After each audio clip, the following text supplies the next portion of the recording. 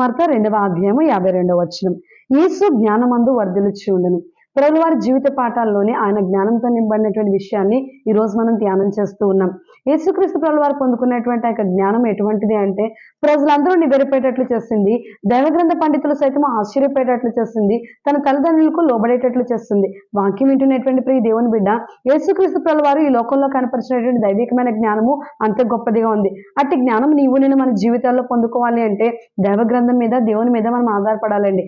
వాక్యం సెలవిస్తా ఉంది. యాకోబు గ్రంథకర్త అంటున్నాడు కదా, మీలో ఎవరికైనా జ్ఞానం కొద్దుగా ఉంటే వాడు దేవుణ్ణి అడగాలి. అలాగే సొలొమోను గ్రంథకర్త అంటున్నాడు, యెహోవా యందు భయభక్తులు కలిగి ఉండట జ్ఞానమునకు మూలమట. మరి మనం దేవుని పట్ల భయభక్తులు కలిగి భయభక్తులతో జీవిస్తూ జ్ఞానాన్ని సంపాదించాలి.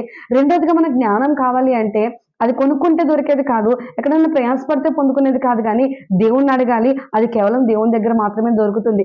అట్టి జ్ఞానంతో ప్రభు మిమ్మల్ని, మన సమస్తాన్ని నింపి నడిపించి ఆశీర్వదించి